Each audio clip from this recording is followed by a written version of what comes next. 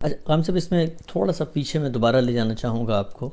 ایک عام مسلمان جو اسی تہذیبی اور اسی معاشرت میں رہ رہا ہے، جب وہ آپ کی بات سنتا ہے تو جو خوف اس کے دل میں پیدا ہوتا ہے، جب ہم یہ کہتے ہیں نا یہ خاص احکام تھے، خاص احکام تھے، تو وہی سوچتا ہے کہ قرآن مجید تو سارا کا سارا ہی رسول اللہ قریش سے بات کر رہے ہیں، کہیں پر اوس و خجرت سے بات کر رہے ہیں، کہیں مدینہ میں بات کر رہے ہیں، تو قرآن تو ہے ہی سب کا سب کسی نہ کسی کو مخاطب کر کے.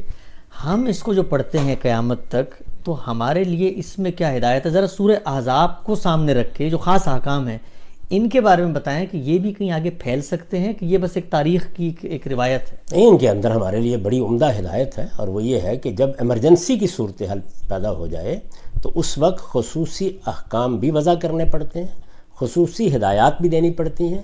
لیکن اگر ایسا کچھ کرنا پڑ جائے تو پھر آپ کو چونکہ افراد سے معاملہ کرنا ہے تو ان کو رعایت بھی دینی ہوگی، تنبیہ بھی کرنی ہوگی.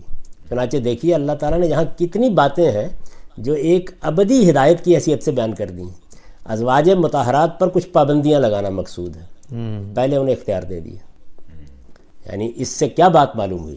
اس سے یہ معلوم ہوا کہ جب بھی آپ بنیادی انسانی حقوق سے متعلق آگے جائیں گے تو آپ کو سب سے پہلے یہ بتانا پڑے گا کہ آپ دوسرے کی آزادانہ مرضی سے یہ بات کر رہے ہیں. یعنی اس وقت دیکھیے نا، آپ باہر نہیں نکل سکتے، آپ فلاں کام نہیں کر سکتے، تو اس میں لوگ پوچھ سکتے ہیں آپ سے کہ یہ آپ نے ہم سے پوچھا ہے، آپ نے ہم سے بات کی ہے؟ تو لوگ احتجاج کرتے ہیں نا، ہمارا کاروبار بند ہو گیا، یہ ہو گیا، وہ ہو گیا. تو اس کا مطلب یہ ہے کہ جب آپ یہ کریں گے تو ہم سب کہہ رہے ہیں کہ حکومتوں کو پھر جن لوگوں کے لیے روزمرہ اپنی ضرورتیں پوری کرنے کے لیے بھی کچھ پس انداز نہیں ہوتا، ان کی مدد کرنی چاہیے. تو اصل میں اس طرح کی اصولی چیزیں اس سے نکلتی ہوتی ہیں، اس پس منظر سے. لیکن سورہ احزاب در حقیقت ہمیں یہ بتا رہی ہے کہ ہمارے پیغمبر نے اور اس کے گھرانے نے اس دین کو محکم بنیادوں پر قائم کرنے کے لیے کیا ایثار کیا، کیا قربانی کی، کیا بات، کن مراحل سے گزرے تھے، کیا صورتحال پیش آ گئی تھی.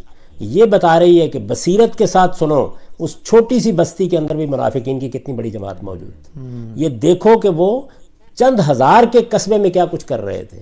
اس خیال میں مبتلا نہ ہو جایا کرو کہ سارے نیک لوگ جو ہیں وہ اگر پیغمبر موجود ہے اور اس کی بیعت کر چکے ہیں تو ان کے اندر کا شیطان نکل جائے گا. یہ شیاطین موجود رہتے ہیں.